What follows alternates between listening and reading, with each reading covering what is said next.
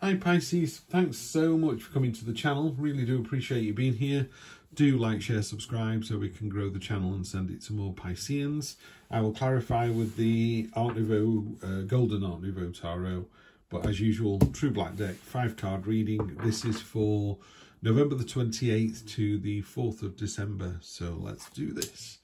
Present position, present expectation, unexpected, short-term future, which is the week of the 28th to the 4th.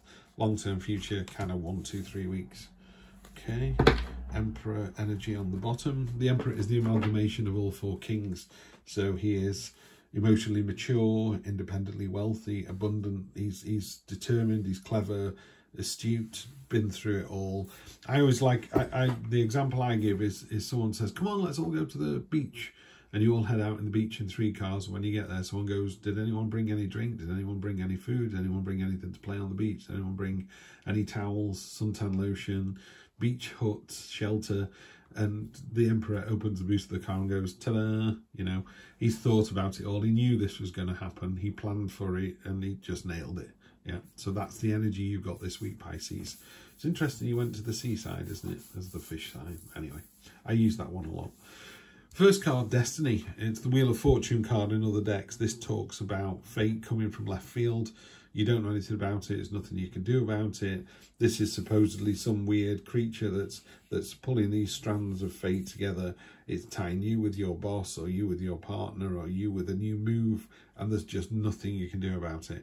I'm less convinced about fate being quite so random and quite so unshifting. You know, I think we can, I do believe, you know, fate is fate, so I get that, but I don't know, that just feels very in a normal Wheel of Fortune reading, it's a bit more you could be on the wheel. So the idea is, if you're closer to the center of the wheel, say you're on a roundabout, you know, those spinning roundabouts in playgrounds, if you're on the outside and someone's spinning it, you're spending all your time just holding on and you're reacting. Your energy has been diverted. Whereas if you're in the middle, you can just kind of keep your head on a swivel and go, oh, I can see what's going on, I can see what's coming up.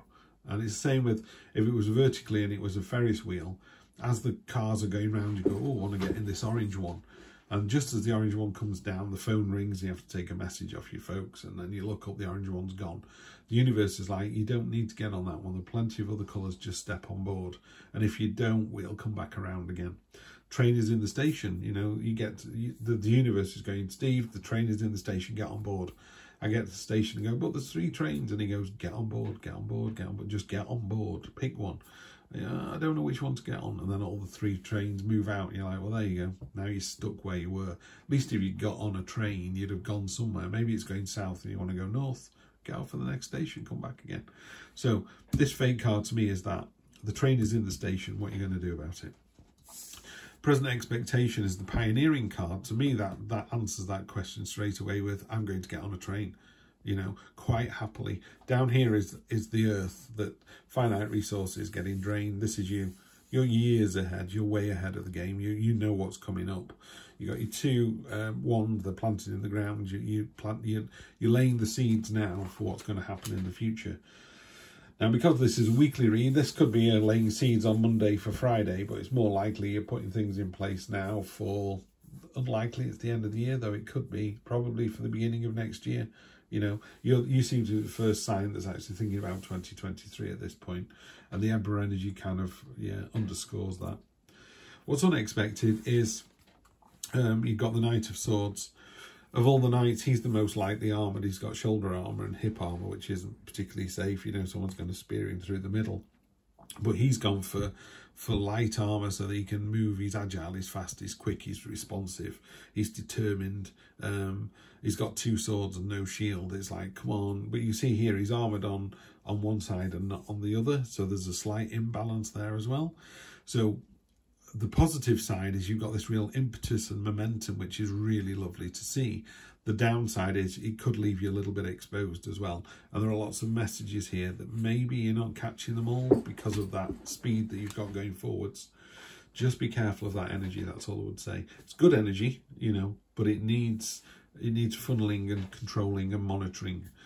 Short-term future, this is you. You're the Gandalf staff in the middle, and then there's either rivals in business, rivals in love crashing against you. You know, there's always a situation, isn't there, where if you're on the top of the tree, you know, someone is, you know, snapping at your heels. There's always someone who wants what you've got. If you're halfway up, you're doing the same thing. You're doing really, really well, and other people are jealous of that. So carry on being the lighthouse. Carry on being the person you are. You know, don't change because of this. In fact, take it as a compliment. If someone's nipping at your heels, you must be doing something right. And then the long-term future, and again, on a weekly read, you're looking at, I don't know, 1 to 3 weeks maybe. So first 2-3 weeks of December, just be flexible. You know, this is a ferry. It could be very nimble, very agile, very flexible. He's balancing perfectly on this really weird contraption here. This is the Two of Pentacles, by the way. But it's not sustainable. He's doing a great job, but it's not sustainable. That's actually going to tip over at some point. And he's taking a lot of effort as well. So, yeah, be agile, but let's see where that leads us. There's a bit of noise in the background. My dog Finn has got a collar of shame on because he's got wounded down below, so we've got to keep him from licking them. So he's trying to get comfy in the background. So if you hear any noises like plastic on plastic or plastic on wood, it's him just getting comfy. So let's have a look. Let's get these cards out. I've never managed to do that thing where you just run your finger across it and they all open out like that, but it is what it is. We have the Three of Pentacles. Okay, so the train is in the station, but also I would definitely, to me, this is just confirming you need to get on the train. This card is, you got the architect, the monk, and the stonemason. The architect's really pleased because his dream is coming to fruition. The monk's really pleased because he's getting a church, and the stonemason, everyone's going, what an amazing job. So it's the synergy of the three. It's really powerful energy. It's really hard work energy. It's reward energy. It's abundant energy. Love it, love it, love it. So basically, the train is in the station. Just get on board. You know, when fate gives you lemons, make lemonade. Yeah. On top of the two, the pioneering card, pardon me, you've got the King of Cups. Just have a drink.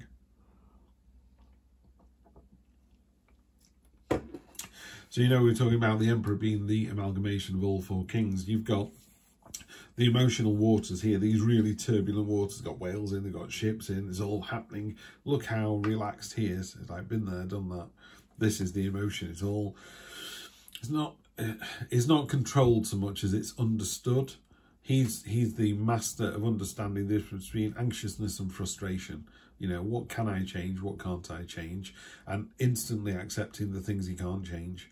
So this pioneering card, you know you need to get your finger out. You know you need to plan for the future. You need to get going. He's like, yeah, got this. I'm ready for this. Yeah, so you're ready. There's no stagnation. It's time to get moving. Pardon me. On top of the night, you've got the nostalgia card, the Six of Cups. Beautiful flowers in here, you know. He's giving these flowers to this girl. Sorry, Pisces. Well, he's giving the flowers to these girl, and they're beautiful. You know, it's great, fantastic, what a lovely thing to do. But they're going to die. You know, the flowers in pots, not going to live forever. So it's about enjoying the moment. It's about enjoying the experience. It's about remembering how good it was in January, February of this year. But then moving on, yeah. And the universe also wants to kind of give you something, so it's giving you this little sort of, isn't this lovely? Take this off the universe and then run with it. Don't think ahead. Don't slow it down. Just take it. Keep the momentum going. On top of the Five of Wands, you've got the Six of Cups. Six of Cups is just be careful of any imbalance. So you look here. I mean, these cards are great for telling a story. The two beggars, they both look equally in need, but he's giving money just to one of them, leaving the other one hanging. And look at his face on here. That's not benevolence. That's not happiness. So, and he's got the money. You know, what I really like about this card is there's an imbalance in the way these are done. You've got 3, 1 and 2, rather than going 2, 2 and 2 or 3 and 3. You could easily have drawn this so it was symmetrical. You could have put another coin behind him and gone 3 and 3, and that would have felt like 2 were going to him, 2 were going to him, and 2 were going to him. This feels like he's getting all the money and he's not getting any. Why not? So he's a card of imbalance. That's what it's saying. So just be careful when you're in such a lovely place that people are nipping at your heels. that you don't go off on one, you know, and go, oh, I can't believe you've done, you know. It's like, whoa, whoa, whoa, he was only, what's the word? The reaction is inappropriate, yeah. You know, someone cuts you up at the lights and you just wave them through. They're like, oh, okay then. They're waiting for you to beep and flash the lights so they can be angry with you. Whereas if they've done something wrong and you just roll your eyes and go, what an idiot driver, they've got nowhere left to go because you've not gone up to their level. So that's what this imbalance card is about. It's about just staying centered, staying flexible, staying balanced. Yeah, and then your dreams come true. The star card, hopes and dreams coming true. She's the master manipulator, very magician energy here. She's pouring water onto the land, which she knows will eventually end up in the pool, and water into the pool is about the consciousness and subconsciousness. It's all coming together beautifully. Unclothed in tarot is you've got nothing to hide. You know, you're naked, you're unashamed, you've nothing to hide. This is what you want. This is about going, this is what I want, this is my dream, and this is how I want to steer myself towards it. It's not quite the actionable cards that some of the other ones are. It's more of a hopes and dreams, but it also, and it's a card of promise as well. Yeah, so you're making a promise to yourself of what it is that you want in the end of this year, 2023. I don't know. I'm not seeing this as being a reading moving into 2023, mainly because I want to do a reading for 2023 for you in the next couple of weeks. But it's a nice reading this. You've got a nice week coming in. It's nice to see that people are almost jealous of you. They're certainly admiring of you. They you know, they can see you doing a fantastic job. They love the fact that you're in control of your emotions, that you've got it all in order. Just the worrying card's that one there, just the imbalance. I'll use my oldest deck, just draw one card from that, see what it gives us to finish with. Queen of Swords, again, I had it for the Libra reading just now. Queen of Swords, she's above the storm clouds, so she's above all the nonsense. She's kind of, she can see clearly now, she can see into the distance, she knows what's coming. I love the fact she's looking into the future. She's armed, you know, so you're not going to take her by surprise, but also she's got this open hand, which is like, come on then, you tell me you're going to be the best boyfriend I've ever had, let's do this. Butterfly down here is about transforming.